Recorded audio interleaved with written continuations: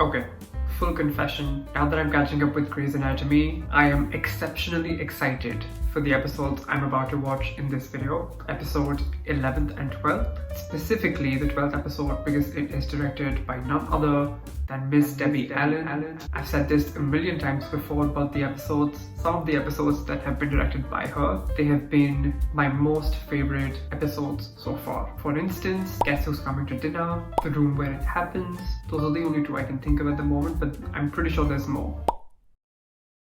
And I just know that the 12th episode is going to be that episode for this season. It's going to be that episode. You know what I'm talking about. The episode that is cinematographically on another level. I'm excited to get into it, so let's watch. The Apgar test, the Whipple procedure, the DeBakey clamp. Watching her just taking a walk, I don't know, for some reason reminds me of the time her and Christina went jogging, and then Christina ended up in the OR because there was a complication with her pregnancy and she didn't even know at the time that she was pregnant. And I think they also had to take out one of her fallopian tubes, if I'm right. Game day. Oh. You ready? I was ready the first time. If we do something that could change the face of medicine, we want our name on it. We're going to perform our surgery on, what's his name? Hey, Amelia said you'd already gone. I went for a hike. That's different. I know, right? Because Christina, we don't jog. I jog. Sometimes. Without you. So was watching the Whipple tape. Again! Alice's Whipple tape? She was great, wasn't she? She was. Not as good as you? Ozora is so a surgeon in the making. Morning. Oh, you changed your hair. I did. She's gone back to being brunette Joe. You've been working a lot of nights lately. A lot of babies come at night. Yeah, of course. It's just, you're not avoiding me, are you? No, are you avoiding me? Not at all. Why are we still being awkward? I really want to know where the disconnect was for Joe, more so than Link. Did she not enjoy the sex, or is she actually in love with him, so she's too scared to invest in him? Everything okay, Chief? Med school friend just called. I haven't spoken to him in months. I like how she's still drinking her kale juice. I think that's what it is. But who remembers when she first started drinking it? What is that? And why on earth do you keep drinking it? It's a kale smoothie. It's healthy. Kale's a superfood. He works with NASA. It's a program that combines the two things I've dreamt about my entire life: medicine and space. Yeah, she's a space nerd too. She's a sci-fi nerd as well. We've seen that before on Grace. Also, I like science fiction. Is anybody got a problem with that? Chief Bailey, you just got an offer to go to space. You know what? It doesn't get any cooler than that. Bailey has to take this job offer. If anybody gets in her way, I'm going to hunt them down. Who gets that kind of an opportunity? Despite how you have treated me and the entire team, I'm still here, as I was 11 days ago, when your arrogance and dishonesty nearly sank the entire project. Let's make sure they're ready upstairs. Big day. I love whenever doctors on this show, especially Meredith, perform big surgeries. Surprisingly, I love seeing the characters as doctor sides on this medical drama show. Oh, he's still playing video games in his basement. Come on, Schmidt, get it together. Is it Nico? Oh, it's Richard. Oh, your mother let me in. Of course, he comes to rescue his student. He is such an ideal teacher. You have died, and so has your will to get back to work. I don't mean to be rude, Dr. Weber, but talking about it doesn't help me. This game helps me. He has gone to the dark place, and I wonder who can rescue him. Maybe the dark and twisty Meredith. You've had 3 different physical therapists in 10 days. There's a rumor you made one cry. The doctors on this show truly make the worst patients, especially when they have to deal with physical therapists, because we've seen that with Arizona as well, when she had newly had the amputation. If I remember correctly, she went through a few physical therapists. I'm going through some stuff. You want company? No judging. As long as it goes both ways. or day drinking? Oh, we love some day drinking between two Grey's Anatomy doctors. Who remembers when Callie and Meredith used to go? I'm not sure if it was necessarily day drinking, but they would go drinking and they would sing songs about the vagina. Vagina. Vagina. Sing it. Vagina. It's a weird word. You have got to be kidding me. Bailey, it's a pleasure to see you. As a member of the Fox Foundation, I have to say your residents seem mopey, overworked. Are you concerned about burnout? I love how Jurassic just pops in and out of Graceland Memorial Hospital, of Grey's Anatomy. I'm not complaining. You are in my hospital. And in my hospital, we teach. Let's throw our egos aside and let's open up this historic surgery to every attending, every resident in the hospital. We do like an audience for our surgeries at Graceland Memorial. That gallery is empty only on the rarest of occasions. What else? Come on, there's no such thing as a stupid question, just a stupid resident who asks it. Of course, Pokey is in this groundbreaking surgery. Why does Pokey not have a Catherine Fox Award? Huh? She has been in every groundbreaking surgery that Meredith has been in, that other doctors have been in. She was even in that heart surgery that Christina performed on Derek during a mass shooting. I hope Pokey is at least getting a raise at Graceland. And I'm just not sure I get the point of playing something where you die over and over. Because you learn from it. You use what you learn before each death. And there's your lesson for being a doctor. Now something tells me that Richard already knew that he just wanted Schmidt to verbalize it so that he could listen to himself. Significant swelling around the incision. Oh, damn it. All right, we're going to CT right now. David, how are you feeling? Like a bit player in the drama suddenly. Well, you can just relax. You got the finest neurosurgeon in the country right here, and I've got Shepard helping out. Oh, I've missed Jurassic's inflated ego. We apply a local anesthetic and make an incision and prepare to drill the burr holes. I like to think of it as creating 2/3 of a bowling ball. That is not at all what it's like. Oh, we all know that Meredith really cares about doing burr holes. But I remember you as the coward who stood over my dying husband, the love of my life, and you didn't even attempt to do burr holes after he failed to get him a head CT. Burr holes! Just as I thought. Trash. Dr. Bartley will remove the cells from the cooler and place them under a microscope while we wait to confirm viability. Which is Torture. Please tell me they're viable. Please tell me they're viable. cell viability confirmed. Yeah! Another groundbreaking surgery at Graceland Memorial. We're paging Dr. Shepard to OR2 immediately. Patient with a CSF leak. Oh shit, it's Owen. It's not like Shepard's sitting around doing Sudoku. The patient is Dr. Hunt. Shit. It is not a groundbreaking surgery at Graceland if it doesn't come with curveballs. Did I lie? Tom knows the procedure as well as I do. Amelia. Fact. Meredith, it's Owen. No, it cannot be you. But it's Owen, you guys! Would it help if I said please? Fine. I want to be paged the second you finish. I really hope Tom performs that surgery well, and then he can gloat. How's Owen doing? Don't know. Oh, you wish you knew. I slept with Link, and I may love him, but he doesn't love me because he's too busy loving someone who doesn't love him back. But at least we have our answer. So she is really in love with Link, and everything is so perfect that she doesn't want to screw anything because there is no going back. There is no going back or falling back onto a friendship, onto that safety net that she once had. 5 years ago, this surgery would have seemed like science fiction. Makes you think about what's next. Space, right, Chief? Who's going to space? No one. Come on, Bailey, you know if there's anybody who can go to space from Graceland Memorial, it's you. I remembered how much you'd forgiven me for. I don't know if I can forgive you for this, Owen, but I know that we have to talk, we have to try.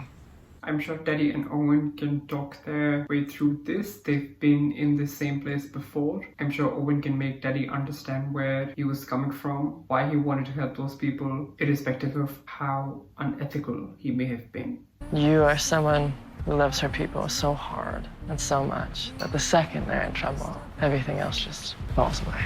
I've never met anyone like that. It's infuriating. It's a privilege. It's a privilege to be loved and cared for, like Amelia loves and cares for people. I can't believe we did it. Now is she gonna get a Catherine Fox Award nomination? She better. That kiss on the head. We still do feel for each other very passionately. How are we gonna do this? I don't know. You want me to move out? No, maybe. It's okay. It's okay to be confused, to take your time. Not every relationship needs to be rushed. You can choose your specialty or a form of research, whether you want to teach. Multiple paths exist to save lives. Come back. You and I can find our way together. The amount of doctors whose careers Richard is responsible for. The list is endless. I appreciate you coming here, Dr. Weber, trying to salvage my career, rescue me. But you're too late. I've already bled out. There's nothing left to save. Okay, that's a little dramatic, Schmidt. Come on. Only bright spot around here lately has been you.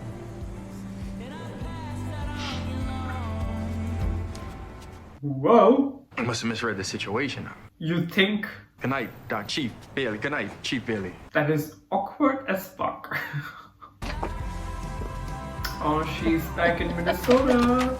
Oh my lord. Hi! Surprise! Oh, we're at the surprising stage in this relationship now. I just thought I would come and give you the surgery update in person. You pulled it off, didn't you? There was just one small hiccup, though. Oh, yeah? What's that? That the only person I wanted to celebrate with lives 1,500 miles away. Oh. Guys, it's too much! Excuse me, it's too much! Let's be known for who we are.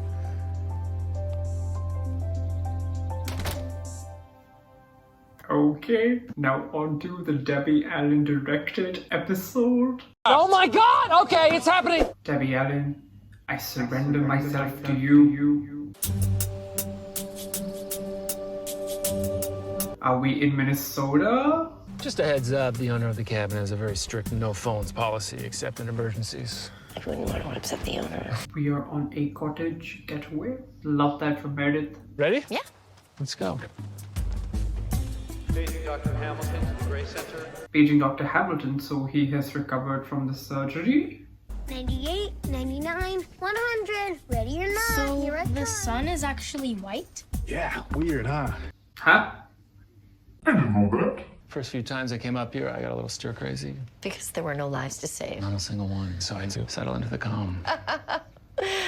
Oh, what's that like? Yep, calm is something that Meredith has not had the privilege of knowing. Her life has been more eventful, shall we say, than most of us would like. You're not very good at this, are you? No. Come here. Look at her being shy. What? Uncle Nick! Charlotte, what are you doing here? Clearly we had the same idea. Oh, Meredith will now be thrown into the deep end because now she'll have to mingle with Nick's family without having planned it. And we know she is not the greatest at navigating through familial relationships at first. What is this? Are those Alice's diaries? This looks like some of Alice's old stuff. I thought Meredith had all of this stuff put in storage. Can I keep this? Of course you can. You are going to be the next surgeon in this family.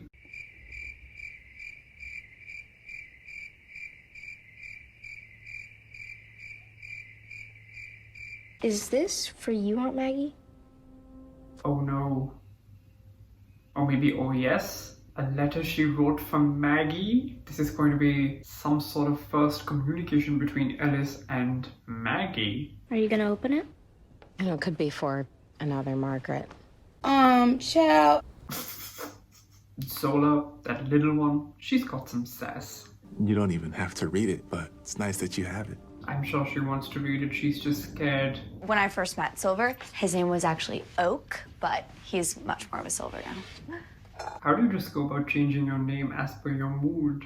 I change my name each time I feel like a different person. Huh. Is that often? No more than the next person. I feel like the next person wouldn't be changing their name depending on how they feel. That's good. A little salty. Silver, we are going to toss you out like silverware if you keep acting like that. So you guys in some of the same classes, or? Nope, we're ready to eat. Not really a college type of guy, more of a student of life. Nick's niece can do way better than him. student of life. Get out of here. I have to admit that letter writing is my preferred form of communication.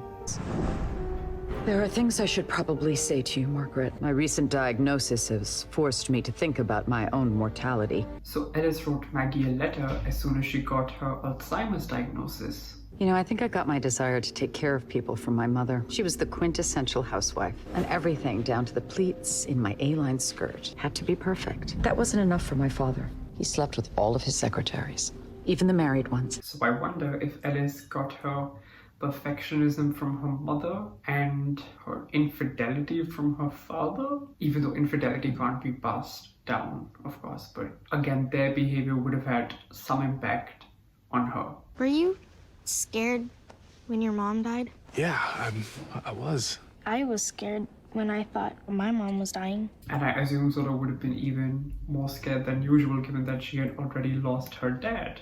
I used to be Charlotte. I had pink hair, traveled all over Europe. I had soulmates that were fun. I remember Meredith mentioning that she traveled through Europe with Sadie. That's where she met Sadie. But I kind of want to see her with pink hair. If you keep trying to control her, you will lose her. You have to find a way to let her be who she is. That's the one thing I do know about being a 20-year-old woman. Yeah, she knows it from experience. She knows it because she had an overly controlling mother, whom, from what we know, was forcing her to pursue medicine as a career. I remember in that one episode when Alice became temporarily lucid, she told Meredith that it was okay if she didn't want to go to medical school. The last thing I remember is the fight we had. And listen, if you don't want to go to medical school, that is fine. It is your life. Just take me home. I went to medical school. I want to go home, Meredith. I need to go home. You have Alzheimer's. This is your home. So even though being a surgeon is Meredith's calling, she wasn't attracted to it because that path was chosen for her by her mother. You had a mother who was a surgical genius. She had a woman who couldn't recognize her 9 times out of 10. We could say the same for Meredith and Alice because Alice, 9 times out of 10, could not recognize her own daughter. She's genetically programmed to make huge mistakes, and I spent the last 10 years trying to make sure that that does not happen. So no, you do not get it. It's the first fight. We are gonna play emergency room. And Zola, you're my resident, so you will assist me with the surgery. Here you go. Thank you, Dr. Gray Shepherd. Yeah, that name suits Zola. I mean, that is her name, but the designation, Dr. Gray Shepherd, suits her. I didn't even want to go into general surgery initially. I wanted to do cardio, but I talked myself out of it. I forced myself out of it. That reminds me of, again, the time when she was lucid and she was brought to the hospital and Christina was checking up on her, and when Alice was sort of interrogating Christina and asking her if Meredith had chosen a specialty, and Christina asked Alice that if she were to choose cardio as her specialty, what that would say about her. And she said, if I remember correctly, that the most competitive surgeons go into cardio. If I chose cardiothoracics, what would that say about me? Heart surgeons are the know-it-alls. They're the most ambitious, the most driven. They want it all and they want it now. And they don't want anything getting in their way. I wonder then if that's why Maggie has a talent, as the brain has the skill for cardio. I wonder if there's a connection there. You wanted to go into cardio? I would have been extraordinary. I am extraordinary. I went into cardio. Alice, is that because of you? Exactly what I'm asking. And of course, Maggie, you're extraordinary, just like Meredith is extraordinary, because you two are anything but ordinary. I actually love kids. So much that I don't want any. Uh-oh. Shaping their perspective and worldview. Trying to keep them alive and help them be a decent human being. All the while figuring out your own stuff. Is this where the disconnect might happen? The fact that Amelia has a kid and they don't want to have kids in their life. Charlotte, you remind me so much of myself, except you're a lot braver than I was. I thought I was rebelling against my mother. In actuality, I was doing exactly what she wanted me to do. Very hard to live outside the shadow of your parents. Not me thinking that Meredith was gonna have a tough time bonding with Nick's family with Charlotte. Of course, Meredith has grown. Life has happened for her. The days of her being awkward with new family are way behind her. The first time I met Bill and Diane, I was so nervous that they would judge me, but it was nothing like that. They were really kind, loving, hardworking people who really wanted a child. You chose my parents? I knew you were going to be in good hands. So Alice didn't just give Maggie up. She chose a home for her, a family for her. Look at me! What do you want me to say? That I wish that you and Meredith and me and Richard could have been one big happy family? That decision not to see you, I do not regret one bit. That decision. I am proud of.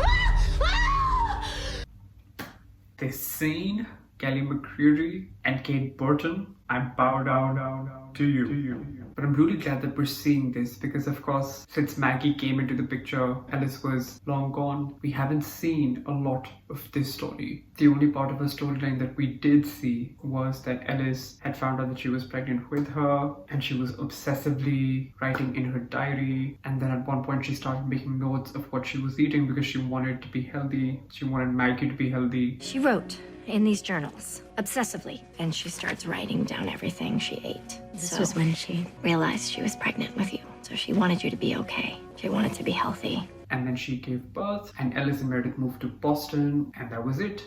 And we have since seen Maggie as this very well-adjusted kid, even though in the beginning she had some friction with Richard, especially once she found out that he was actually her father, but because she was never really able to have any sort of conversation with her mother, with her birth mother, she has never had that closure.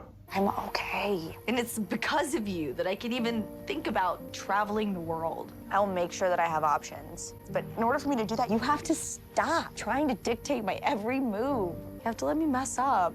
Now Meredith will be proud of Charlotte because she is standing up to Nick the way Meredith probably wishes she would have stood up to Ellis.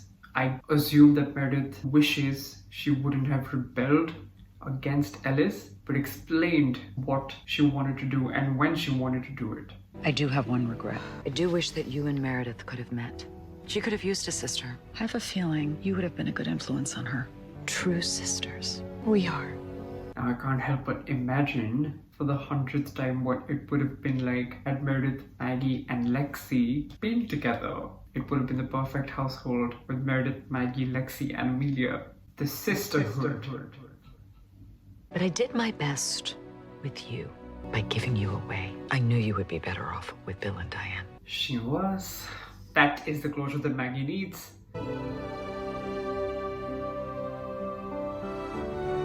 Is that her mom? Hey, my baby. Oh, Maggie. I want to hug you too. You know, Hamilton thinks that I took the Parkinson's project because I'm really trying to cure Alzheimer's. Is that true? I don't know.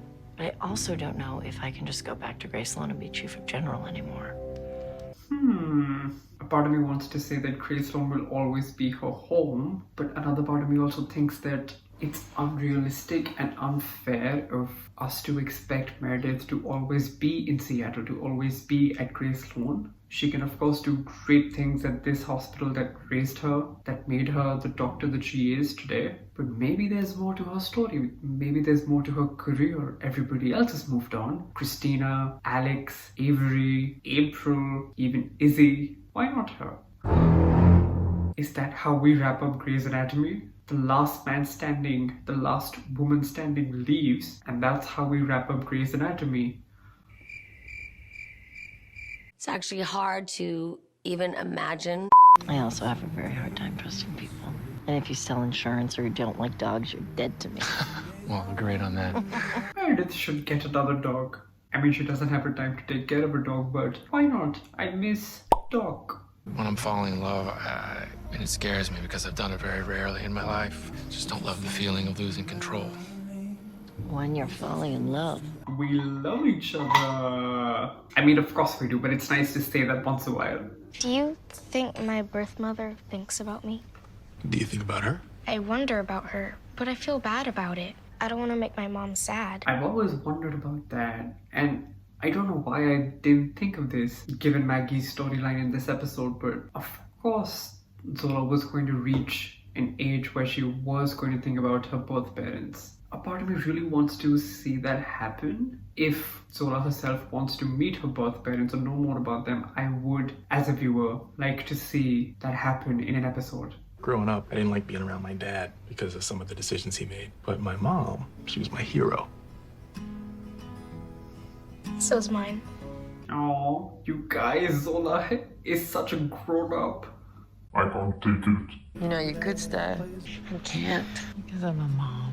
I miss my son with every cell of my body. And I hope that part of me doesn't scare you away, because it is a part of me that I truly, deeply love. Amelia, the maturity, the character growth. I love her with every cell in my body. Can't believe she wrote this. It doesn't even seem like her. It's not like she mailed it. She could have forgotten she wrote it. Are we gonna burn the letter? Are you glad you read it? I used to feel like there was something missing, and I just figured it was her. I don't feel that way anymore. And how you show up when it matters. Cinematographically speaking, I mean, in terms of photography and editing, it was a very simple, slow-paced episode. But in terms of storytelling, it was very engaging. I'm happy that Maggie got the closure she didn't even know she needed. She didn't even know she could get. And I'm happy that Meredith and Nick have said I love you, sort of, and that Amelia and Guy are progressing as well. Although I'm not sure, I have my doubts if the relationship is going to sustain, given that Amelia is a mom and Guy does not want kids in their life. And I'm also happy that we got to see Kate Burton again. I love how we're still able to include Ellis in our storylines so far in the show. I love how we're able to include her 18 seasons down the line when her character is long dead. I will see you in my next Grey's Anatomy video, wherein I'll be watching episodes 13 and 14. So thanks for watching. Bye.